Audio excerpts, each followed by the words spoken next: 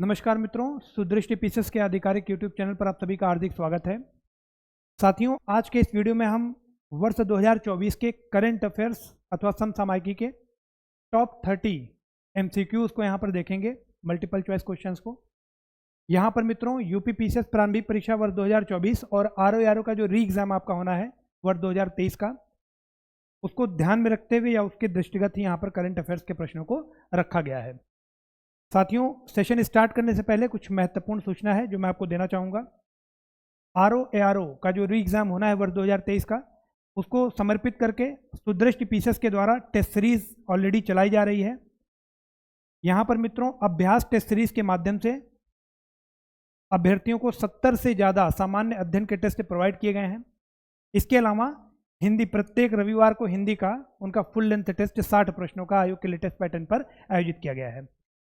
अगर आप भी इस टेस्ट सीरीज का फ़ायदा लेना चाहते हैं, जो कि आपके परीक्षा के दृष्टिगत अति उपयोगी है, यहाँ पर बहुत ही अच्छे प्रश्नों का संकलन किया गया है जो कि आप लेटेस्ट पैटर्न पर हैं कह सकते हैं। साथियों, आप इस नंबर पर कांटेक्ट करें 7007884151।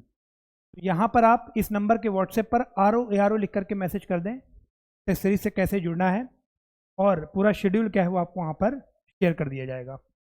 पहला प्रश्न आप सभी के सम्मुख है, मोस्ट इंपॉर्टेंट क्वेश्चन आप कह सकते हैं, बिल्कुल रीसेंट का क्वेश्चन है ये कि हाल ही में निम्नलिखित में से किसे वर्ष 2024 का फिजियोलॉजी या मेडिसिन का नोबेल पुरस्कार दिया गया है। फिजियोलॉजी या मेडिसिन का नोबेल पुरस्कार वर्ष 2024 का इनमें से किसको दिया गया है? Victor Ambros, Gary Ruvkun, Katalin Kariko, Claudia Goldin. यदि आपको इसका उत्तर पता है तो आप कमेंट बॉक्स में अपना उत्तर जरूर दर्ज करें। तो साथियों, वर्ष 2024 का फिजियोलॉजी या मेडिसिन का नोबेल पुरस्कार दो लोगों को दिया गया है, ध्यान रखिएगा।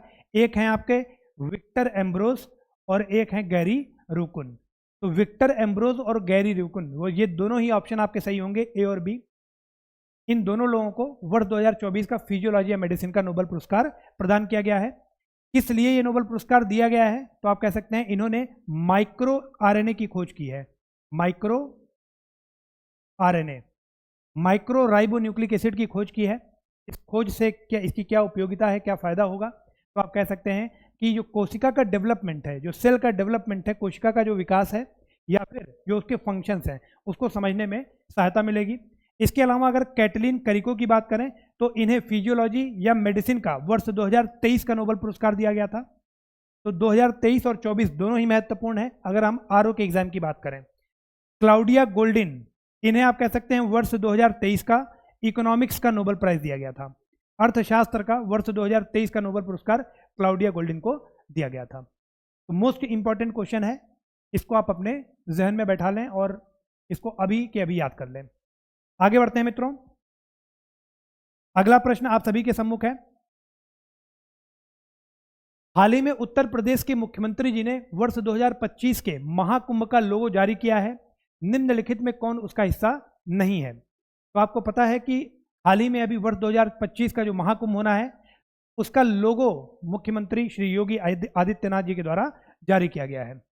तो इनमें से कौन उसका हिस्सा नहीं है? अमृत कलश, भगवान हनुमान, मंदिर या पीपल का वृक्ष। तो यदि आपको इसका उत्तर पता है तो मैं चाहूंगा कमेंट बॉक्स में अपना उत्तर जरूर लिखें। तो साथियों, डी विकल्प यहां पर हमारा बिल्कुल करेक्ट हो जाएगा। पीपल का वृक्ष उस लोगो में नहीं है। तो कौन सा वृक्ष है? तो आप कह सकते हैं अक्षय वाट। अक्षय वाट का वृक्ष है और ये कहां पर है? तो आप कह सकते हैं Allahabad fort complex. Allahabad fort complex में या उसके परिसर में ये अक्षय वाट का वृक्ष लगा हुआ है। और ये आपका पीपल का वृक्ष नहीं है, ये आपका, आप इसको वट वृक्ष भी कह सकते हैं, ये आपका सेक्रेड बनियन ट्री है, बरगद का पेड़ है। ठीक है, तो यहां पर मित्रों डी विकल्प हमारा करेक्ट होगा। इसके अलावा लोगों पर अमृत कलश भी है, भगवान हनुमान भी हैं और मंदिर भी है। इसके अलावा अक्षय वाट का वृक्ष भी है। आगे बढ़ते हैं। अगला प्रश्न आप सभी के सम्मुख है, मोस्ट इंपॉर्टेंट आप कह सकते हैं कि अब वर्ष 2024 के जो नोबेल पुरस्कार दिए जा रहे हैं वो लेटेस्ट हैं और नोबेल पुरस्कार परीक्षा के दृष्टिगत अति महत्वपूर्ण है। हाल ही में निम्नलिखित में से किसे वर्ष 2024 का भौतिकी का नोबेल पुरस्कार प्रदान किया गया है? भौतिकी यानी फिजिक्स का नोबेल पुरस्कार इनमें से किसे दिया गया है? जॉन जे हॉफील्ड, जोफ्री ई हिंटन, पियारी एगोस्टिनी या फेरेंक क्राउस। तो आपसे पूछा जा रहा है कि किसे भौतिकी का नोबेल पुरस्कार इनमें से प्रदान किया गया है। तो यहाँ पर मित्रों ऊपर के दोनों विकल्प हमारे सही हो जाएंगे। जॉन जे हॉफील्ड और जोफ्री ई हिंटन, इन दोनों लोगों को भौतिकी का 2024 का नोबेल पुरस्कार प्रदान किया गया है। इसके अलावा मित्रों अगर पियारी एगोस्टिनी और फेरेंक क्राउस की बात करें तो इन दोनों ही लोगों को वर्ष 2023 का भौतिकी का नोबेल पुरस्कार प्रदान किया गया था। ठीक है, तो इनको ये नोबेल पुरस्कार क्यों दिया गया है? तो आप देखेंगे कि इन्होंने मशीन लर्निंग के विषय में एक खोज की है, जिससे कि आप कह सकते हैं कि जो कृत्रिम मेधा है, जो आर्टिफिशियल इंटेलिजेंस है, उसके विकास में या उसको एक्सप्लोर करने में और मदद मिलेगी। आगे बढ़ते हैं। अगला प्रश्न आप सभी के सामने है, निम्नलिखित में से किस राज्य सरकार ने अपने हवाई अड्डे का नाम जगत गुरु संत तुकाराम महाराज के नाम पर रखा है? तो इनमें से किस राज्य सरकार ने अपने हवाई अड्डे का नाम जगत गुरु संत तुकाराम महाराज के नाम पर रखा है? उत्तर प्रदेश, बिहार, महाराष्ट्र या मध्य प्रदेश? तो यहां पर मित्रों सी विकल्प हमारा बिल्कुल करेक्ट हो जाएगा। जो पुणे एयरपोर्ट है, पुणे हवाई अड्डा जो है, उसका नाम बदल करके अब आप कह सकते हैं जगत गुरु संत तुकाराम महाराज का एयरपोर्ट कर दिया गया है। ठीक है, तो सी विकल्प यहां पर हमारा बिल्कुल करेक्ट हो जाएगा। आगे बढ़ते हैं। अगला प्रश्न है, हाल ही में भारत की पहली भूतापीय विद्युत परियोजना का निर्माण किस स्थान पर किया जा रहा है? लद्दाख, जम्मू कश्मीर, हिमाचल प्रदेश या उत्तराखंड? तो भारत की पहली भूतापीय विद्युत परियोजना या आप कह सकते हैं फर्स्ट जियोथर्मल पावर प्लांट कहां पर लगाया गया है भारत में? तो यहां पर मित्रों ए विकल्प हमारा बिल्कुल करेक्ट हो जाएगा। लद्दाख के पूगा वैली में, पूगा घाटी, लद्दाख के पूगा घाटी में आप कह सकते हैं भारत की पहली भूतापीय विद्युत परियोजना स्थापित की गई है। आगे बढ़ते हैं। अगला प्रश्न आप सभी के सम्मुख है, क्वेश्चन नंबर 6 है, हाल ही में नीति आयोग ने भारत में उद्योगों का वार्षिक सर्वेक्षण जारी किया है। तो उद्योगों का वार्षिक सर्वेक्षण कौन जारी करता है? तो आप कह सकते हैं नीति आयोग जारी करता है। इस संदर्भ में सकल मूल्य वर्धन मतलब ग्रॉस वैल्यू एडेड के मामले में निम्नलिखित में से कौन सूची में शीर्ष पर है? तो as far as industries concern, इनमें से कौन सा राज्य ग्रॉस वैल्यू एडेड या सकल मूल्य वर्धन के मामले में शीर्ष पर है? महाराष्ट्र, गुजरात, तमिलनाडु या कर्नाटक? तो यहां पर मित्रों ए विकल्प हमारा बिल्कुल करेक्ट हो जाएगा। जो महाराष्ट्र है ये नंबर 1 पे है, अगर गुजरात की बात करें तो ये नंबर 2 पे है, तमिलनाडु आपका नंबर 3 पे है, कर्नाटक नंबर 4 पे है, और अगर यूपी की बात करें तो यूपी आपका 5th पोजीशन के साथ यहां पर आता है। ठीक है, तो ए विकल्प हमारा बिल्कुल यहां पर करेक्ट हो जाएगा। आगे बढ़ते हैं। अगला प्रश्न मोस्ट इंपॉर्टेंट है, हाल ही में 6वें राज्य खाद्य सुरक्षा सूचकांक मतलब स्टेट फूड सेफ्टी इंडेक्स 2023-24 को जारी किया गया है। तो इनमें से कौन सा राज्य या केंद्र शासित प्रदेश दूसरे स्थान पर है? पहला नहीं पूछ रहा है, दूसरे स्थान पर कौन सा है? केरल, तमिलनाडु, जम्मू एंड कश्मीर, गुजरात? तो 6ठे स्टेट फूड सेफ्टी इंडेक्स 23-24 की बात की जा रही है, राज्य खाद्य सुरक्षा सूचकांक। तो यहाँ पर मित्रों बी विकल्प हमारा बिल्कुल करेक्ट हो जाएगा। यहाँ पर तमिलनाडु जो है ये 2nd प्लेस पे है, केरल है आपका पहले नंबर पे, जम्मू एंड कश्मीर जो कि यूनियन टेरिटरी है तो ये है आपका ओवरऑल 3रे नंबर पे।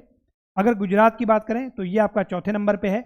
नॉर्थ ईस्ट रीजन की बात करें, नॉर्थ ईस्ट या हिली स्टेट्स की बात करें, पहाड़ी जो राज्य हैं, तो इनमें आपका नागालैंड नंबर 1 पे है, ध्यान रखिएगा, नागालैंड नंबर 1 पे है। अगर उत्तर प्रदेश की बात करें तो जो यूपी है उसका यहाँ पर 14th प्लेस है। यूपी का कौन सा प्लेस है? 14th प्लेस है। अगले प्रश्न पे आते हैं। हाल ही में आर्थिक सलाहकार कार्यालय द्वारा 8 प्रमुख उद्योगों का सूचकांक जारी किया गया है, जो 8 कोर इंडस्ट्री इंडेक्स निकाला जाता है। 8 कोर इंडस्ट्रीज जो है भारत की, उनमें उनका इंडेक्स जारी किया जाता है किसके द्वारा? तो आर्थिक सलाहकार कार्यालय के द्वारा जारी किया जाता है। मोस्ट इंपॉर्टेंट है, यह भी एक अपने में प्रश्न है।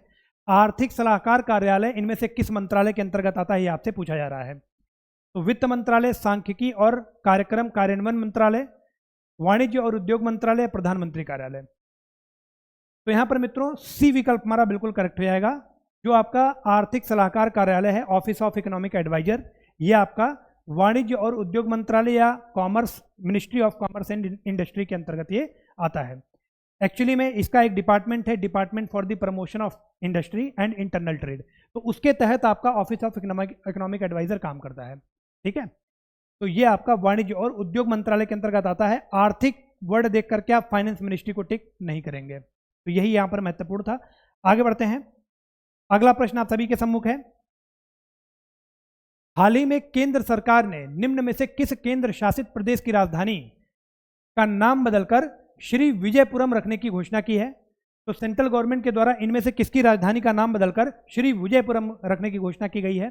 अंडमान निकोबार, दादरा नगर हवेली दमन दीव, लक्षद्वीप या पुडुचेरी? तो यहां पर मित्रों ए विकल्प हमारा बिल्कुल करेक्ट हो जाएगा। आप कह सकते हैं कि अंडमान और निकोबार, अंडमान और निकोबार द्वीप समूह की जो राजधानी है वो क्या है? तो वो है आपकी पोर्ट ब्लेयर। पोर्ट ब्लेयर, तो पोर्ट ब्लेयर का नाम बदलकर अब श्री विजयपुरम रखने की बात की जा रही है। इसके अलावा अगर दादरा नगर हवेली दमन दीव की राजधानी देखें तो इसकी राजधानी है दमन, लक्षद्वीप की राजधानी है कावारत्ती, लक्षद्वीप की राजधानी क्या है? कावारत्ती है। अब यहां पर मित्रों दो इंपॉर्टेंट आइलैंड ग्रुप हैं इंडिया के, एक है आपका लक्षद्वीप और एक है अंडमान निकोबार द्वीप समूह। तो इसको आइए शॉर्ट में जल्दी से देख लेते हैं।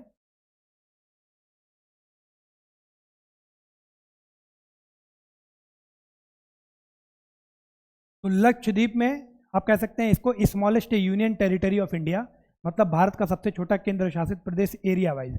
ठीक है, तो स्मॉलेस्ट यूटी हो जाएगा ये आपका। एरिया कितना है? तो ये आपका 32 square kilometre. Total number of island कितने हैं? तो वो आप कह सकते हैं 36। ठीक है, अगर कैपिटल की बात की जाए तो कैपिटल इसकी क्या है? वो है आपकी कावारत्ती। 36 जो आइलैंड्स हैं उसमें कुछ इंपॉर्टेंट आइलैंड्स के नाम आपको पता होने चाहिए, जैसे एंड्रॉट, एंड्रॉट आइलैंड है, ये आपका लक्षद्वीप का पार्ट है। अमिनी द्वीप है, ये आपका लक्षद्वीप का पार्ट है। कदमत आइलैंड आपका लक्षद्वीप का पार्ट है।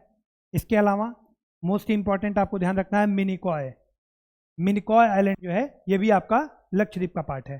तो ये कुछ आइलैंड है, और भी कुछ इंपॉर्टेंट नाम है जिनको आपको पता याद, आप एक दो नाम उसमें से जरूर याद रखें।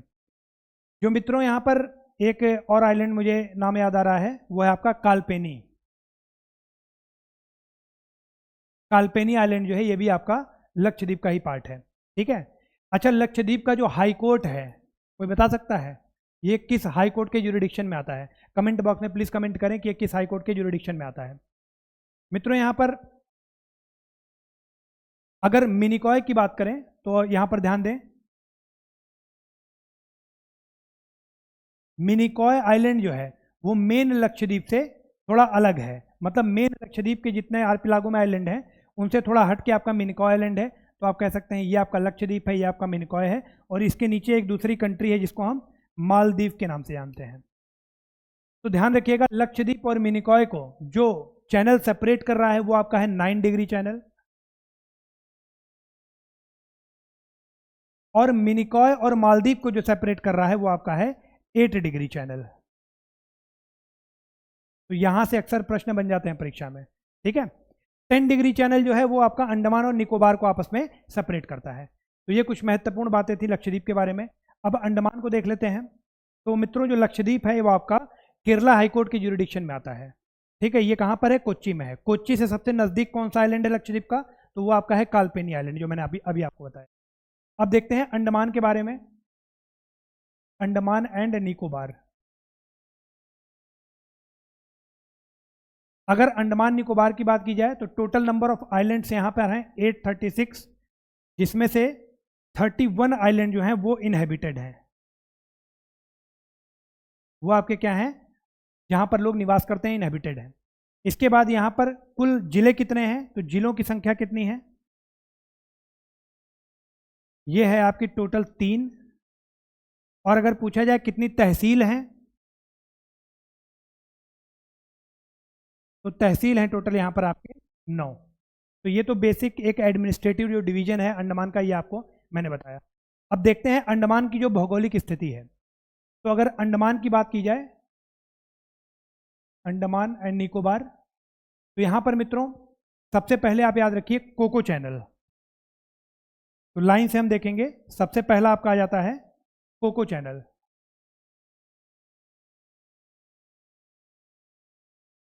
कोको चैनल के बाद आप देखेंगे जो सबसे पहला आइलैंड आता है वो आपका आता है नॉर्थ अंडमान। तो उत्तरी अंडमान, या आप नॉर्थ अंडमान लिख लें, ठीक है। नॉर्थ अंडमान के बाद आपका आता है मिडिल अंडमान, और मिडिल अंडमान के बाद आता है आपका साउथ अंडमान। नॉर्थ अंडमान के आप अगर वेस्ट में देखेंगे तो यहां पर आपको इंटरव्यू आइलैंड दिखाई देगा।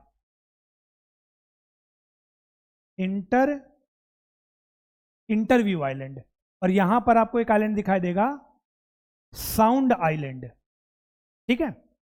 साउथ अंडमान के पास आप देखेंगे 3 बहुत ही महत्वपूर्ण आइलैंड हैं। अगर ईस्ट में देखेंगे तो 3 आइलैंड ईस्ट में है और एक आइलैंड आपका वेस्ट में है। जो पहला आइलैंड है वो है आपका स्वराज आइलैंड। स्वराज आइलैंड, पहले क्या नाम था इसका? तो पहले नाम था इसका हैवलॉक आइलैंड। उसके बाद मित्रों जो स्वराज के नीचे है वो आपका है शहीद द्वीप, जिसका पहले नाम था नील आइलैंड। और इसके नीचे आपका है नेताजी सुभाष चंद्र बोस SC बोस आइलैंड, जो कि पहले था आपका रॉस आइलैंड। तो इन तीनों का नाम परिवर्तित किया गया है, ठीक है। और यहीं पर आप देखेंगे जो हमारा प्रश्न था कि जो अंडमान निकोबार की कैपिटल है पोर्ट ब्लेयर, वो आपकी कहां पर है? तो वो आपकी साउथ अंडमान में है। ये आपकी है पोर्ट ब्लेयर। Port Blair. इसका नाम बदल करके अब क्या रखा जा रहा है? तो आप कह सकते हैं श्री विजयपुरम। श्री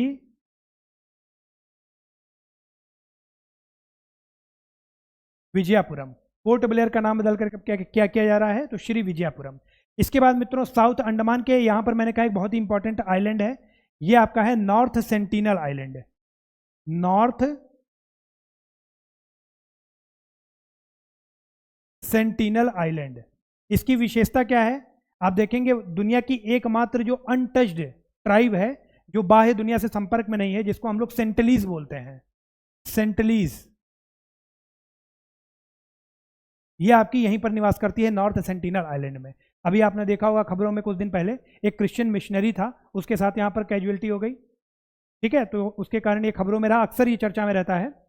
इसके बाद मित्रों साउथ अंडमान के अगर आप थोड़ा सा नॉर्थ ईस्ट में देखेंगे तो यहां पर आपको एक महत्वपूर्ण आइलैंड दिखाई देगा जिसको आउट्रम आइलैंड बोला जाता है।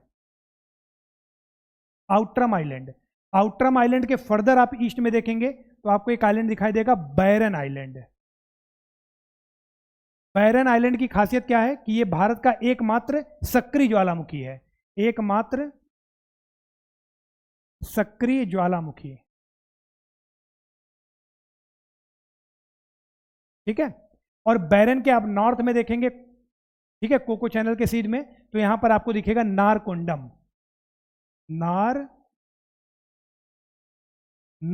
द्वीप। ये भी आपका एक वोल्केनिक आइलैंड है आप कह सकते हैं।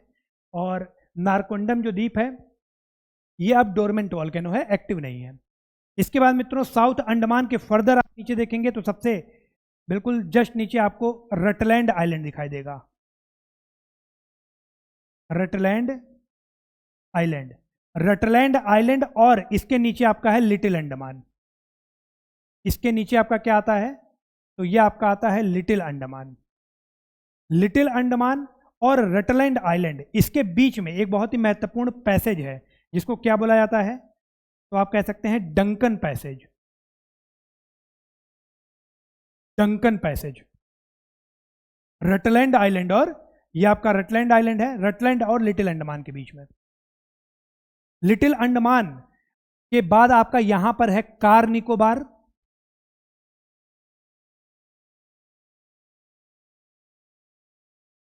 लिटिल अंडमान और कार निकोबार को जो अलग कर रहा है वही है आपका 10 डिग्री चैनल, ठीक है। तो 8 डिग्री चैनल जो है वो आपका मिनिकॉय और मालदीव को अलग कर रहा है। 9 डिग्री चैनल मिनिकॉय और मेन लक्षद्वीप को अलग कर रहा है। और जो 10 डिग्री चैनल है वो अंडमान और निकोबार को अलग कर रहा है। ठीक है, अब निकोबार वाला यहां पर देख लेते हैं। तो ये आपका था कार निकोबार,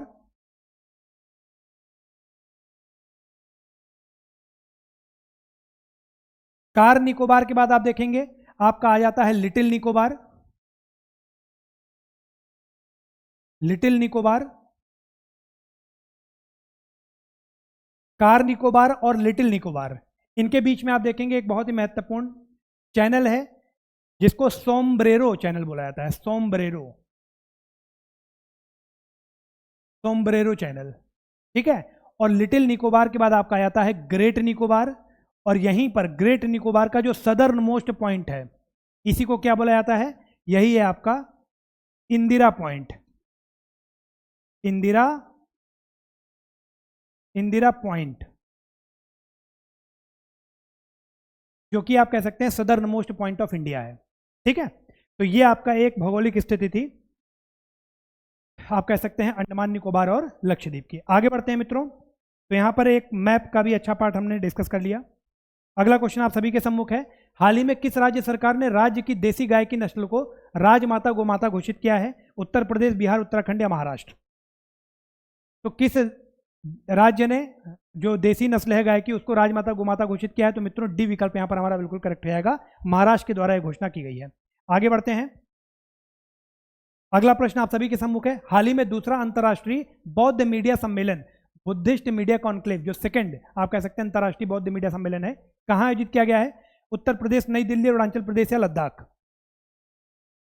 तो यहां पर मित्रों बी विकल्प हमारा बिल्कुल करेक्ट हो जाएगा, जो सेकंड बुद्धिस्ट मीडिया कॉन्फ्रेंस है इंटरनेशनल, वो आपका नई दिल्ली में आयोजित किया गया है। आगे बढ़ते हैं, अगला प्रश्न है, हाल ही में प्रधानमंत्री नरेंद्र मोदी ने निम्नलिखित किस स्थान पर वीडियो कॉन्फ्रेंसिंग के जरिए जल संचय जन भागीदारी पहल की शुरुआत की है? वाराणसी उत्तर प्रदेश, रायपुर छत्तीसगढ़, सूरत गुजरात या इंदौर मध्य प्रदेश? तो हाल ही में प्रधानमंत्री नरेंद्र मोदी जी के द्वारा कहां से ये पहल शुरू की गई है, जल संचय जन भागीदारी पहल? तो यहां पर मित्रों सी विकल्प हमारा बिल्कुल करेक्ट हो जाएगा, सूरत गुजरात से प्रधानमंत्री जी के द्वारा ये स्टार्ट किया गया है।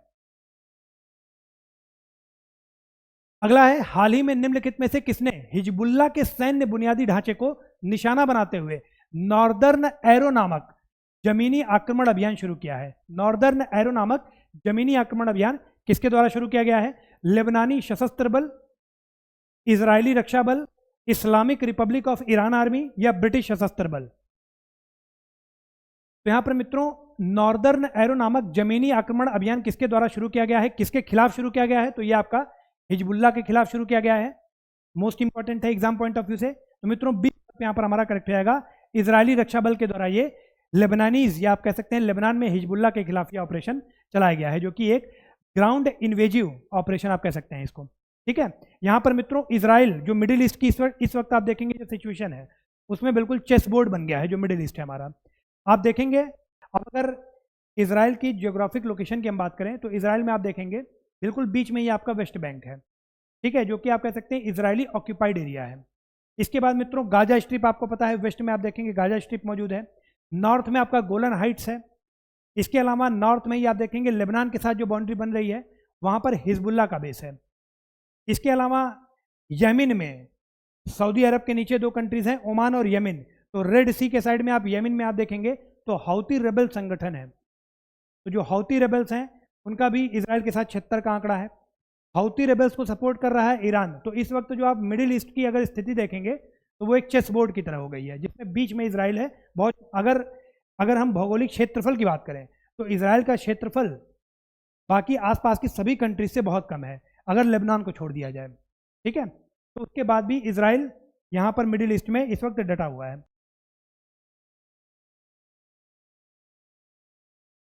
तो अगला क्वेश्चन यहां पर है मित्रों कि हाल ही में राष्ट्रपति द्रौपदी मुर्मू जी ने कहां पर विश्व शांति बुद्ध विहार का उद्घाटन किया है? तो राष्ट्रपति जी के द्वारा उद्घाटन किया गया है उदगीर लातूर महाराष्ट्र, उपारबेड़ा मयूरभंज उड़ीसा, नुब्रा लद्दाख, छतरपुर मध्य प्रदेश। इनमें से कहां पर विश्व शांति बुद्ध विहार का उद्घाटन हाल ही में राष्ट्रपति जी के द्वारा किया गया है? यह आपसे प्रश्न पूछा जा रहा है। तो मित्रों यहाँ पर ए विकल्प हमारा बिल्कुल करेक्ट जाएगा, उदगीर लातूर महाराष्ट्र में ये विश्व शांति बुद्ध विहार का उद्घाटन किया गया है। इसके अलावा अगर उपारबेड़ा मयूरभंज उड़ीसा की बात करें तो द्रौपदी मुर्मू जी का ये बर्थ प्लेस है, जन्म स्थान है। जो द्रौपदी मुर्मू जी हैं, आप देखेंगे इनका जन्म संथाली ट्राइबल फैमिली में हुआ है और ये आपकी उपार बेड़ा मयूरभंज उड़ीसा से बिलोंग करती हैं। इसके अलावा अगर नुब्रा की बात करें तो हाल ही में केंद्र सरकार के द्वारा लद्दाख के 5 नए जिले बनाए गए हैं। 5 नए जिले बनाने की घोषणा की गई है, जिसमें एक आपका निब्रा है, एक आपका चाम है, इसके बाद मित्रों चांगथांग, चांगथांग के बाद जांस्कर, और जांस्कर के बाद आप देखेंगे द्रास। तो ये 5 जिले हैं जिनको बनाने के लिए घोषणा की गई है लद्दाख में। अब लद्दाख में टोटल 7 जिले हो जाएंगे, ध्यान रखना है आपको। छतरपुर मध्य प्रदेश में हाल ही में एक सोलर पावर प्लांट लगाया गया है, जिसको आप कह सकते हैं बरेठी सोलर पावर प्लांट, जो कि कहाँ पर लगा है? छतरपुर में। बरेठी सोलर पावर प्लांट है, ये सौर ऊर्जा संयंत्र है, सोलर पावर प्लांट, और कैपेसिटी कितनी है? तो 630 मेगावाट। ठीक है, आगे बढ़ते हैं। अगला प्रश्न आप सभी के सम्मुख है। हाल ही में रक्षा पेंशन भोगियों, भूतपूर्व सैनिकों और उनके परिवारजनों को सहायता एवं सेवा प्रदान करने के लिए भारतीय थल सेना ने इनमें से कौन सा कार्यक्रम चलाया है? प्रोजेक्ट अमन, प्रोजेक्ट नमन, रमन या चमन? तो भारतीय थल सेना के द्वारा इनमें से कौन सा अभियान चलाया गया है? जो पेंशन भोगी हैं, भूतपूर्व सैनिक या उनके परिवारजन हैं, उनको सहायता प्रदान करने के लिए। तो यहाँ पर मित्रों बी विकल्प हमारा बिल्कुल करेक्ट हो जाएगा, प्रोजेक्ट नमन। ठीक है, आगे बढ़ते हैं 16 क्वेश्चन पे, अपने 16वें प्रश्न पे आते हैं। हाल ही में उत्तर प्रदेश राज्य पिछड़ा वर्ग आयोग का अध्यक्ष किसे नियुक्त किया गया है? तो important exam point of view से ध्यान रखिएगा। 4 विकल्प हैं, नरेंद्र कश्यप, राजेश वर्मा, बालाकृष्ण नारायण या विजया भारती साइनी। तो यहाँ पर मित्रों बी विकल्प हमारा बिल्कुल करेक्ट हो जाएगा। राजेश वर्मा जी को हाल ही में उत्तर प्रदेश राज्य पिछड़ा वर्ग आयोग का अध्यक्ष बनाया गया है। अगर minister for the state backward classes की बात की जाए उत्तर प्रदेश में, वो कौन है? तो वो आपके नरेंद्र कश्यप हैं, minister for the state backward classes. इसके अलावा बाला कृष्णा नारायण, ये आपके Uttar Pradesh state human right commission के चेयरमैन हैं, ध्यान रखिएगा। बाला कृष्णा नारायण उत्तर प्रदेश राज्य मानवाधिकार आयोग के अध्यक्ष हैं। इसके अलावा विजया भारती साइनी, ये एक्टिंग चेयरपर्सन है national human right commission, most important है, ध्यान रखिएगा। ठीक है, आगे बढ़ते हैं। अगला प्रश्न है मित्रों, नेपाल अकादमी ने हाल ही में भारत के किस विश्वविद्यालय के साथ नेपाली भाषा और संस्कृत अध्ययन के लिए आपसी समझौता किया है? नेपाली भाषा और संस्कृत अध्ययन या इसके विकास के लिए आपस में समझौता किया है नेपाल अकेडमी ने इनमें से किस संस्थान के साथ? तो बाबा साहेब भीमराव अम्बेडकर विश्वविद्यालय, गुरु घसीदास विश्वविद्यालय, बनारस हिंदू विश्वविद्यालय, महात्मा गांधी अंतर्राष्ट्रीय हिंदी विश्वविद्यालय। तो यहाँ पर मित्रों सी विकल्प हमारा बिल्कुल करेक्ट हो जाएगा। हाल ही में नेपाल अकेडमी ने बनारस हिंदू विश्वविद्यालय के साथ ये समझौता किया है नेपाली भाषा और संस्कृत अध्ययन के विकास के लिए। इसके अलावा ये सभी आपकी सेंट्रल यूनिवर्सिटीज़ हैं। बाबा साहेब भीमराव अम्बेडकर विश्वविद्यालय ये आपका है लखनऊ में, ध्यान रखिएगा। इसके अलावा गुरु घसीदास विश्वविद्यालय ये आपका है बिलासपुर। बिलासपुर कहाँ पर है? तो ये आपका है छत्तीसगढ़ में। महात्मा गांधी अंतर्राष्ट्रीय हिंदी विश्वविद्यालय तो ये आपका है वर्धा में, तो ये आपका है वर्धा में। ठीक है, आगे बढ़ते हैं। अगला प्रश्न है मित्रों, महिलाओं के खिलाफ साइबर अपराधों के बारे में लोगों में जागरूकता बढ़ाने के लिए राष्ट्रीय महिला आयोग के अध्यक्ष सुश्री रेखा शर्मा जी ने इनमें से किसका उद्घाटन किया है? डिजिटल नारी केंद्र, नारी शक्ति केंद्र, डिजिटल शक्ति केंद्र या शक्ति केंद्र? तो आप कह सकते हैं जो रेखा वर्मा जी हैं, रेखा शर्मा जी हैं, ये आपकी नेशनल वुमेन कमीशन की चेयरपर्सन है। तो मोस्ट इंपॉर्टेंट है, ये भी एक अलग से प्रश्न है कि राष्ट्रीय महिला आयोग के अध्यक्ष कौन है? तो वो है आपकी सुश्री रेखा शर्मा जी, राष्ट्रीय महिला आयोग। ठीक है, तो किसका उद्घाटन किया गया है? आप कह सकते हैं वुमेन एम्पावरमेंट के लिए। तो यहाँ पर मित्रों डिजिटल शक्ति केंद्र, सी विकल्प हमारा बिल्कुल यहाँ पर करेक्ट हो जाएगा। ठीक है, तो कोड वर्ड ये है कि नारी नहीं है कहीं पे भी। आगे बढ़ते हैं। अगला है मित्रों, आपदा जोखिम प्रबंधन के लिए बीमा समाधान को कार्यान्वित करने वाला देश का पहला राज्य इनमें से कौन सा है? आंध्र प्रदेश, मणिपुर, अरुणाचल प्रदेश या नागालैंड? तो आपदा जोखिम प्रबंधन के लिए या डिजास्टर मैनेजमेंट के लिए बीमा समाधान को कार्यान्वित करने वाला देश का पहला राज्य है आपका नागालैंड। डी विकल्प यहाँ पर हमारा बिल्कुल करेक्ट हो जाएगा। आगे बढ़ते हैं। अगला है मित्रों, हाल ही में लागू हुए देश के 3 नए आपराधिक कानूनों को या उनके सुचारू कार्यान्वयन को सुनिश्चित करने हेतु 4 ऐप स्टार्ट किए गए हैं, 4 मोबाइल ऐप शुरू किए गए हैं। इनमें से कौन उसका हिस्सा नहीं है? ई साक्ष्य, न्यायतुला, न्याय श्रुति या ई समन। तो जो 3 नए कानून बनाए गए हैं उनके सुचारू कार्यान्वयन के लिए या उसको सुनिश्चित करने के लिए जो 4 ऐप बनाए गए हैं वो आपके हैं ई साक्ष्य, न्याय सेतु है, ध्यान रखिएगा, न्याय सेतु। तो बी विकल्प हमारा यहाँ पर करेक्ट हो जाएगा, यही इसका हिस्सा नहीं था, न्यायतुला। इसके अलावा न्याय श्रुति, ई समन और ई साक्ष्य हैं, न्याय सेतु है, ध्यान रखिएगा। आगे बढ़ते हैं। अगला है बागमती नदी। हाल ही में भारत नेपाल सीमा पर तीव्र बाढ़ और भारी भूस्खलन के कारण चर्चा में रही है। आपको पता है कि बहुत ज़्यादा डाउनपोर के कारण यहाँ पर बाढ़ की स्थिति हो गई है इंडो नेपाल बॉर्डर पे, और उसका आपको देखेंगे प्रभाव जो है वो बिहार में भी दिखाई दे रहा है। ठीक है, तो इस संदर्भ में यह किसकी सहायक नदी है? तो गंगा, गंडक, बूढ़ी गंडक या विष्णुमती। तो यहाँ पर मित्रों ये सारे ही ऑप्शन गलत हैं। ठीक है, जो आपकी बागमती रिवर है वो आपकी कोसी की सहायक नदी है, वो आपकी कोसी की सहायक नदी है। जो कोसी रिवर है ये आप कह सकते हैं कई स्ट्रीम से मिलकर के बनी है। जैसे आप देखेंगे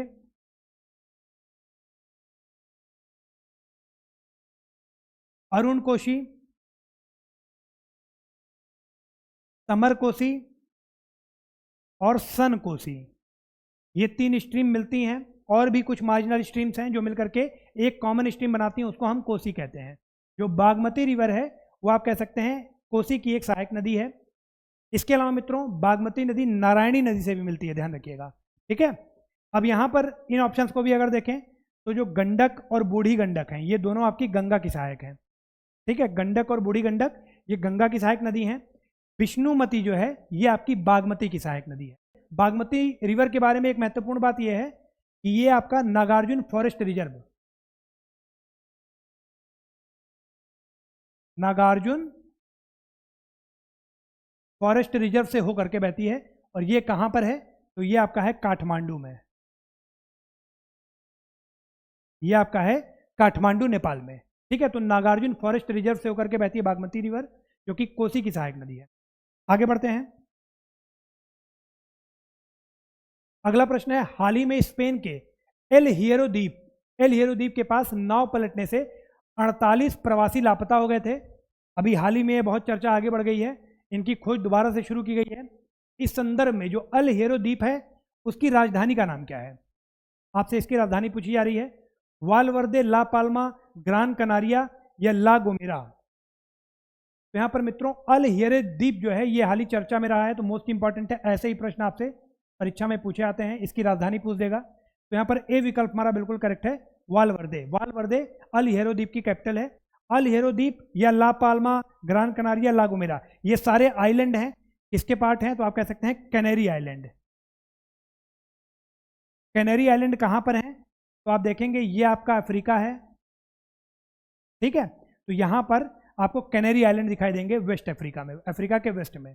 तो कैनेरी आइलैंड के ही ये सारे पार्ट हैं, वाल आप कह सकते हैं ला पाल्मा, ग्रान कनारिया या ला गोमेरा।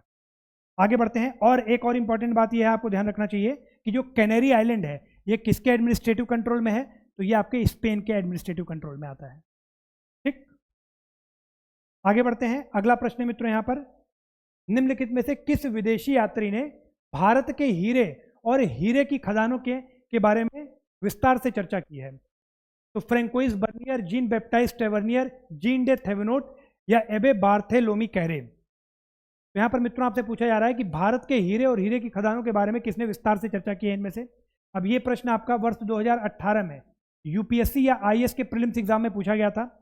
हाल ही में आपको पता है सूरत डायमंड बोर्स, सूरत डायमंड बोर्स जो कि आप कह सकते हैं विश्व का सबसे बड़ा कॉम्प्लेक्स बिल्डिंग है। अगर डायमंड इंडस्ट्री की बात की जाए तो एक खासा इंपॉर्टेंट है, यहाँ पर डायमंड का आप कह सकते हैं हीरा तराशा जाता है। ठीक है, तो उस सिलसिले में आरओ या पीसीएस के लिए ये प्रश्न महत्वपूर्ण जाता है, आईएएस में पहले पूछा भी जा चुका है। तो यहाँ पर मित्रों बी विकल्प हमारा बिल्कुल करेक्ट हो जाएगा, जीन बैप्टाइस्ट टेवर्नियर।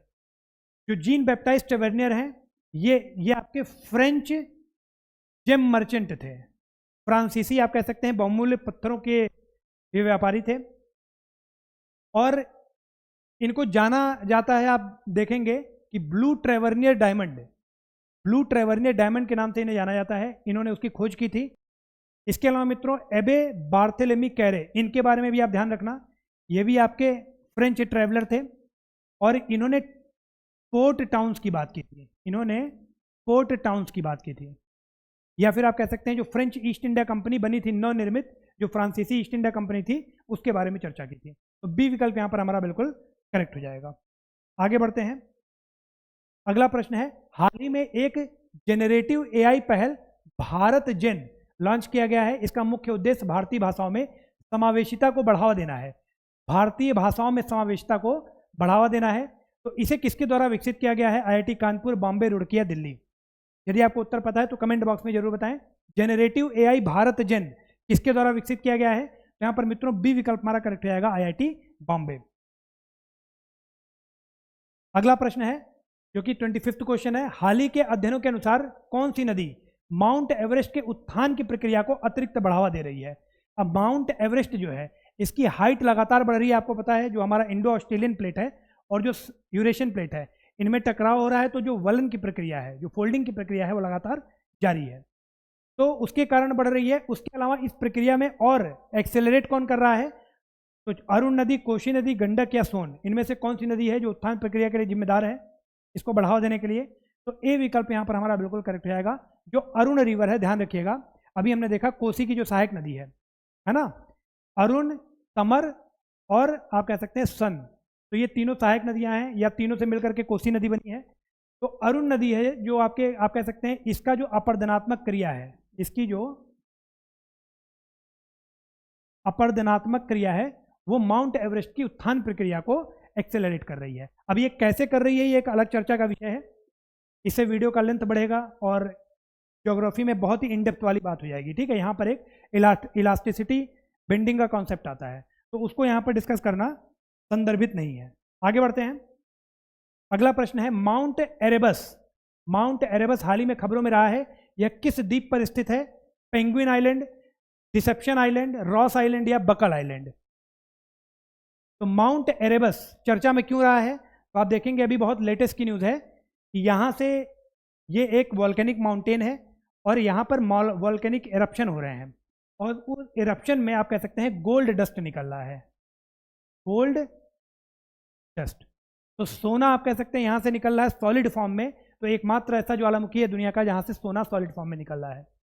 ठीक है, तो इसको आप कह सकते हैं अमीरों का ज्वालामुखी भी कहा जाता है।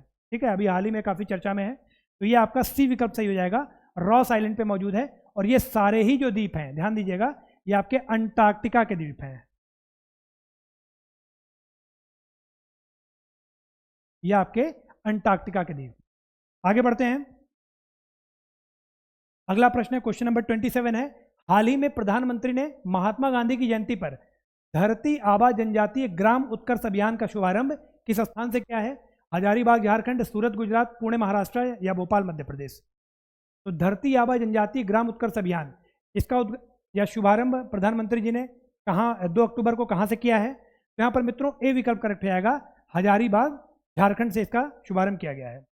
आगे बढ़ते हैं, तो आप कह सकते हैं जो जनजातीय गांव या जनजातीय समाज हैं उनके पूर्ण संवर्धन के लिए किया जा रहा है, चौमुखी विकास के लिए।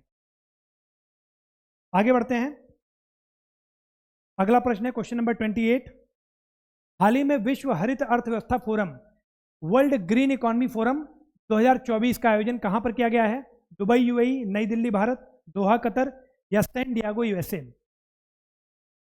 तो यहां पर मित्रों वर्ल्ड ग्रीन इकोनॉमी फोरम 2024 का शुभारंभ कहां पर किया गया है, कहां पर आयोजित किया गया है? तो आप कह सकते हैं ये आपका दुबई, यूनाइटेड अरब एमिरेट्स, यहां पर किया गया, संयुक्त अरब अमीरात में।